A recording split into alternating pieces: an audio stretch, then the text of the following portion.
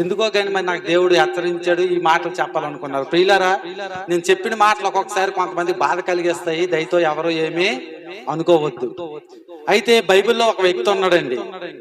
ఆ వ్యక్తి ఎన్ని తప్పులు చేసినా సరే, ఎంత క్రూరంగా ప్రవర్తించినా సరే దేవుడు అతన్ని క్షమించాడు. అతను ఎవరండి? మీకు ఎవరికైనా తెలుసా? చాలా పాపాలు చేశాడు, చాలా ఘోరాలు చేశాడు, కానీ దేవుడు అతన్ని క్షమించాడు. నా హృదయానుసారుడు అన్నాడు. ఇప్పుడు అర్థమైందా? దావీదు. అయితే ఆ దావీదు గారి గురించి నేను కొన్ని మాటలు చెప్తాను. ఎందుకు ఆయన హృదయానుసారుడు అయ్యాడు, ఆయన చేసిన తప్పులేంటి అనేది మీకు క్లుప్తంగా ఒక 10 నిమిషాలు నేను వివరిస్తాను. ఏంటంటే, దావీదు తప్పు చేస్తే దేవుడు క్షమించాడు కదా, అంత పాపైన దావీదుని దేవుడు క్షమిస్తే మరి నన్ను క్షమించడని మనకి కొన్ని సార్లు మన హృదయంలో భావన కలుగుతుంది. దావీదు అంత ఘోరమైన పాపి కదా, అటువంటి దావీదుని క్షమించిన దేవుడు నన్ను క్షమిస్తాడా లేదనేది మనకి సందేహం ఉంటది. అయితే ప్రియులారా, నేను మీకు చెప్పదలుచుకుంది ఏంటంటే, ఇక్కడ కొన్ని విషయాలు ఉన్నాయి. దావీదు ఎంత పాపి అయినా సరే దావీదు కొడుకు ఏమయ్యాడండి? రాజు అయ్యాడు. ఆ తర్వాత అతని ముసలి సంతానం, తన మనవడు కూడా రాజు అయ్యాడు. అయితే దావీదు ఎన్ని సంవత్సరాలు దేశాన్ని పరిపాలించాడు? 40 సంవత్సరాలు దేశాన్ని పరిపాలించాడు. మరి అటువంటి దావీదు ఆ పరిపాలనలో కూడా దేవునికి అవిధేయత కలిగి, దేవుడికి ఇష్టం లేక ఎన్నో పాపాలు చేశాడు. అయితే అందులో కొన్ని నేను మీకు క్లుప్తంగా చెప్తాను.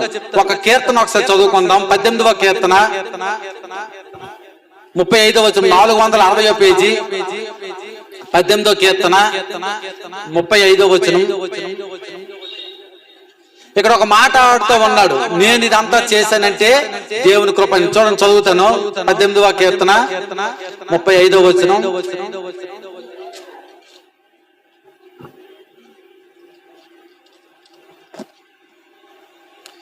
అక్కడ ఏమైనా ఉందంటే, నీ రక్షణ కేడమును నాకు అందించుచున్నావు, నీ కుడి చెయ్యి నన్ను ఆదుకొనెను, నీ సాత్వికము నన్ను గొప్ప చేసెను.